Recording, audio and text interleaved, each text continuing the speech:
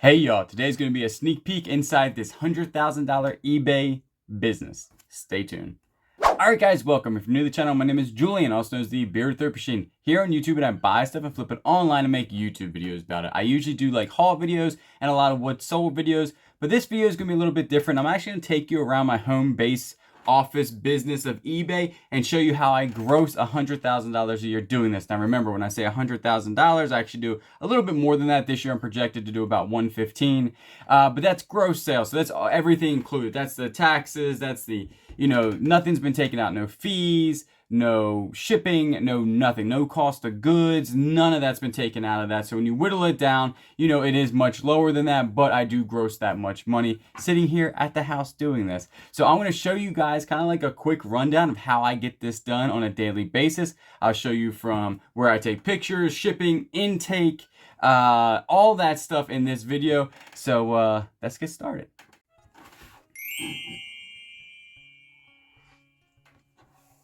First, my office window right here is directly in front of me. That's where this light's coming from. There you go. That's my office view every day. I usually have this window open unless I'm taking pictures, and that's what I stare at is my tiny tree. That's right there. That tree's actually been right there. It's been planted for 10 years, and that's how big it's got. It's pathetic. It's the smallest tree in the neighborhood, but... All right, so the first place I want to show you is where I actually do all my printing and labels and everything. And it's going to be in this area here. I have two computers. My main computer right there, I actually do all my eBay stuff on. And then the laptop computer is usually all my YouTube stuff. Now, I do use a Dymo back there, which is a thermal printer. They're really good to use, and they're a lifesaver when it comes to time. But I also have my backup here in case something happens to the Dymo. I do have a regular printer, and I also do printing on Mercari. If I ever sell something on Mercari, I usually use that because I only do like one a month if that's anything. And now inventory, right? So that takes care of where I'm printing my labels and all that stuff. Now where I house my inventory is also in this room. As you can see, I have very large shelving that's sitting on the table, almost to the ceiling. I got some old inventory right there that's looking terrible. And I didn't clean any of this stuff up just because, this is what it looks like on a daily basis. There's some inventory right there. I got more inventory up there. And then this is completely lined with inventory in here. Now I use a custom SKU system, but I also lot things up by what they are when it comes to inventory. So I have most of my tools right here, all of those tools right there. All of this is tools. And then like my hats are up there. So I basically know what's going on with, and my electronics are over here. So I lot them up when it comes to, what they are. Here are my clothing. My clothing has really gone down since I haven't really been buying a whole bunch, but still selling some. And then that's all my shoes up there. Still sell shoes. That's a good thing to do. And then somebody asked the other day about my sockets. Like, how do you do your sockets? I have them all bagged in here and they're custom skewed. And so like right there, when it sells, the custom SKU will be S01. And then I just come in here and find S01. I know it looks like a lot, but it really doesn't take that long because I have them in, these are single sockets and these are set sockets. So already I know, where that is. I will tell you this, when it comes to inventory, and until it doesn't get out of hand, kind of like what this is, you want to go ahead and probably have a better inventory system than I do. If you start doing shelves, you can just name your shelves, which I'm going to actually do all this probably in January, is redo this entire thing, but start in the beginning so you don't have to do what I'm going to do and, have to do this later on and go through 1,700 listings and redo everything. So actually right here, on this, I shut that curtain right there and use that little ring light. And I do a lot of pictures here, but that's only for small things that don't need a white background, or I can do a background delete like tools, sockets, golf clubs, knives, all that stuff goes here. Now in this room over here that I'll show you, this is where I do all my clothing pictures. Clothing, anything that needs good lighting with a white background, I do right here. And I use these two big lights. I want to get the smaller lights that are like LED because as you can tell, these things are monsters. I mean, that's a big light and it's kind of in the way because this is a small room. So I probably want to upgrade the lightings. But other than that, this just works out pretty good because I do a lot of background delete. Now, all this is unlisted inventory right here. This is like a after cleaning, ready to be listed pile. So that stuff's like ready to be listed, as well as like this stuff. That's ready to be listed too. Then I also have more inventory in this room. I have, inventory here. Some golf clubs that haven't really been selling. I kind of like have stages in golf clubs. The good ones are outside, and some reason I moved the bad ones in here. And then the ones that really don't sell are in that corner. And eventually, in about a couple months, I'm actually going to purge a lot of my golf clubs because I bought a lot of them when I was brand new and didn't know like what I was looking at. Then this is my box pile. If you don't have a box pile, now actually this isn't the biggest one, you know, I feel like you need one of these. So this is all my good boxes and poster tubes that I use, and this is where I store them. I know it's not the best looking thing, but I don't think there's any way to make your boxes look pretty because I'm not breaking them down just because I'll never find the right box. I like to keep them just like that where I can see exactly what they are. And more clothing. And this is my media up there. That's how much media I don't do. I just have like a couple books and some stuff like that. And then some other things are back there that are custom skewed that are too big to put in that other room. So right there, that's where I do the pictures. That's where I have my inventory. It's in 2 different rooms. This is a 3-bedroom house, and I take up basically 2 bedrooms and a bathroom on the one side of the house, and then the rest of the house is for living. So I try not to actually get anything in the living area just because this is kind of, you know, it's a business. So I don't want to, you know, spew that into my living area and have everything like sitting out because it would just be claustrophobic, I think. So I try to keep everything in this side of the house. And it kind of works out pretty good because when you walk into this area, it's like it's time to go to work and get stuff done and then go from there. So I'm going to show you in my intake, and then I'm going to show you my storage area. Wow! Come on. Move it on. Alright, so this is the unit that I have, and I'm going to show you exactly like what I keep in here. But this is a 10 by 15 unit. It's air conditioned, so it's not climate controlled or anything like that. Things that I learned: 1, this is super convenient and very close to my house, so that's good. That's a good point. 1, it's also expensive, so that's not that good. And it's not climate controlled, which going back, I really wish I would have got a climate controlled one because I can't really store anything in here that can get ruined that's got to stay at the house. And I wish that I had this as climate control. But I'll flip this camera around and show you what I actually keep in here. Alright, so mostly what I keep in here is like big stuff. Like I'm selling this kayak on Facebook Marketplace. These guys, I'm Big Speakers Facebook Marketplace. This entire thing, I sell all this on Facebook Marketplace, and that's all local pickups. That's not shipping stuff on Facebook. So, you know, big stalls that I pick up for cheap. That mixer's Facebook Marketplace, and I don't know what that stuff is, but that gigantic float Facebook Marketplace, and then all my golf stuff, like all my golfing bags and everything. That's going to be Facebook Marketplace and eBay, but I store them over here because they're so big and they just take up so much room. I haven't put any shelves up here yet because I'm thinking that I might actually change locations and get a climate controlled place. So, you know, before I would probably put shelves up, but really I'm still thinking that I might go climate controlled. And then I do house all my fishing gear in here for what I'm selling on eBay. And then like my big boxes I house in here, and then my overflow for my USPS boxes. That if you haven't already got those for 4th quarter, go ahead and start ordering these because these take forever to get in. So I've already ordered mine and I'm ready for 4th quarter.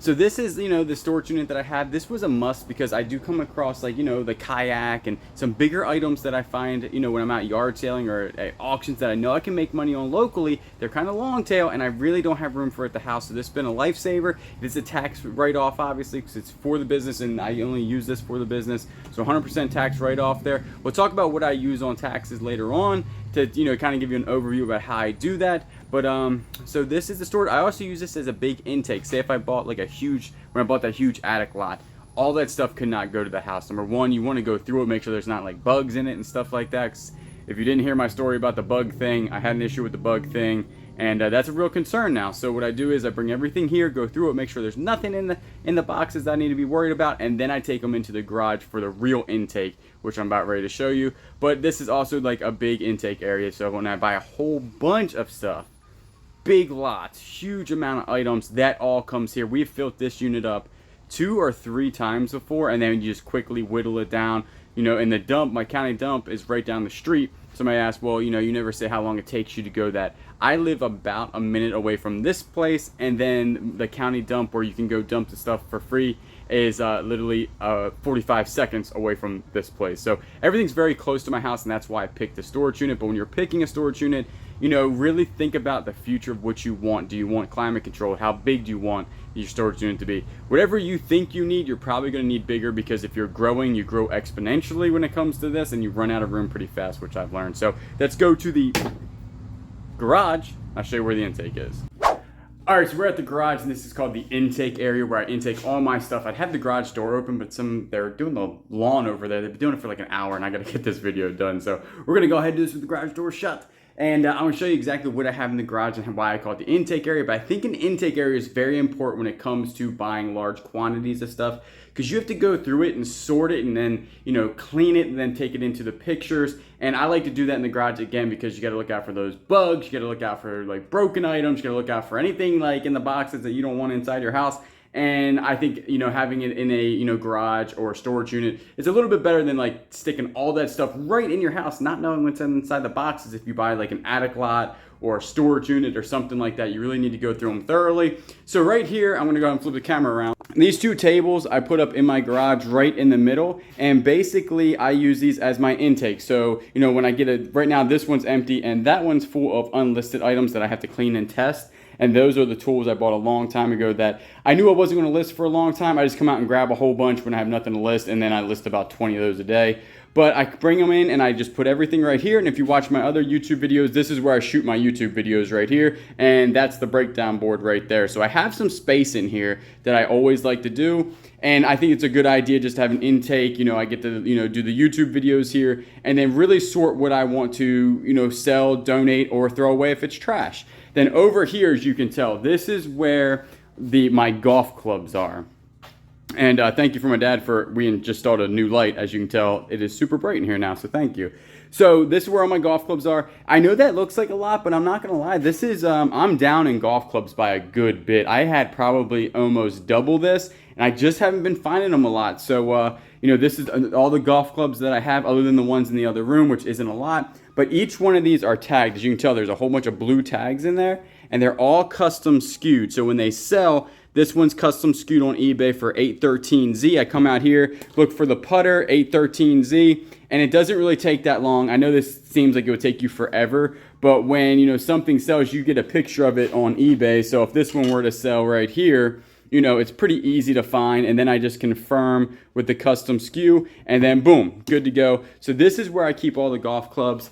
And I'm gonna have to find something. If I get more into golf clubs, I'm gonna have to figure out a better way to do this, because the bag system, when you just put them in bags, takes up a lot of room. I did want to do a shelving system over here, which I still might do, but I just haven't had enough time. So this is where I house all my golf clubs. Like I said, this looks like a lot, but there's a lot of empty spaces in here that, I could definitely put a lot more here and still be okay. So right there, as you can tell, there is a lot that goes on here. So you have, I have multiple intake areas for like big buys, smaller buys. Like the stuff that I put in the garage is mostly going to come from yard sales, thrift stores, and the stuff that goes in the storage unit prior to coming here is going to be like big auction buys that I do, like attic lots, big, closet lots that I get off a high bid, or if I buy a storage unit, that goes straight to that storage unit first so I can sort out the trash, donations, and then the sellable items.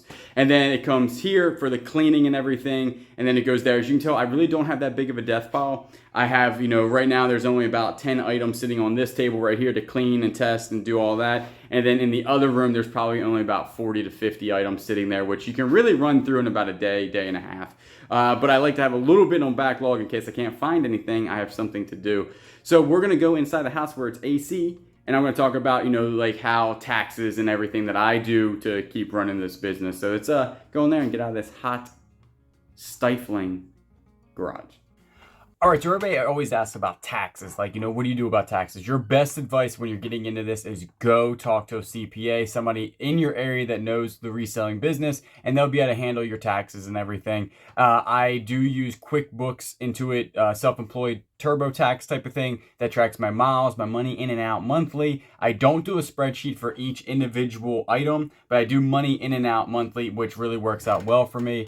And everything is like basically on there. Once you set it up, which takes a little bit of time to link accounts and, what account is your business account. That's also a good thing to have, is definitely a business account that you use money right out of that. So you're not using, even if you're a sole proprietor, you're not using your other money with your business money. That's kind of hard to figure out. But if you have your own business account or business credit card, that works a lot better, I think, to stay, getting your numbers together. But the QuickBooks really does help me out a lot. It's not free. I do pay $29.99, I think, a month, but it's well worth it because everything is so easily organized on there, and I'm not a very organized human, so any little bit helps for me. So that does work for me, but definitely if you have any questions about taxes, you have to go talk to a professional, because you don't want to mess up on taxes, because the IRS will come and get you.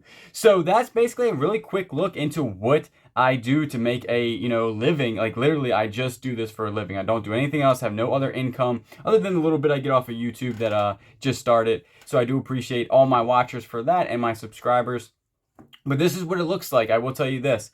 Things that I've learned, it takes a lot more space than I thought. I thought for sure I was just going to be able to use that front room. That I grew out very quickly. This room is getting a little bit crowded, as you saw. I will have to add more, shelving on the back end and some other things to make it. And then even my storage unit, 10 by 15 storage unit, is filling up quickly. Like I said, I really think I'm going to move into a climate controlled rather than that, because it's hot down here in South Carolina. Humidity's high, and I don't want any type of problems with like mildew or anything like that. I've only been in that unit for about a year now, and so I think I'll change out of that and go into a climate control. But these are the questions that when you get into this, you might want to ask yourself, and your overhead, know your overhead number. Can I actually afford a storage unit, or do I want to just keep it at the house? But the most important thing is definitely having, like, I think, an intake where you can sort through your items, pick what you want, which is going to be, trash, donation, or sellable items if you're doing huge auction lots or storage lockers. If you're just doing thrift store stuff, still I like to go through it someplace else rather than bringing all that into the house at once. And then when I clean it and everything and inspect it, then I bring it inside the house. So if you have any questions or something that you want to see more on this business that I can show more in depth into a video on, just tell me down below and I'll be happy to do a video. I do appreciate everybody that watches. Hopefully it's been educational. Hopefully you learned something. I did this video just as a small glimpse into that this is definitely possible to make a full-time living, but it's a lot of hard work when you do this.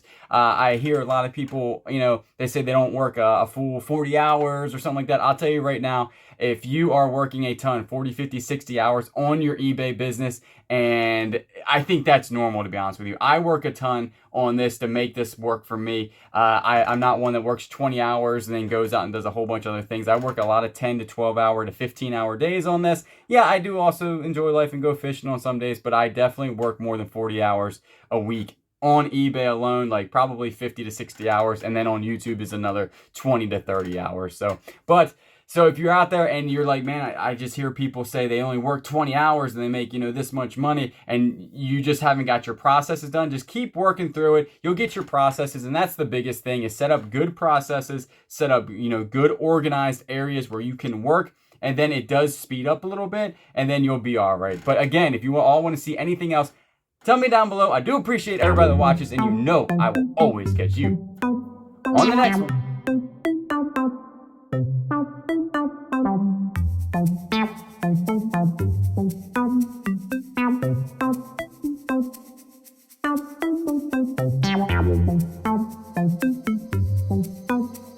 Meow.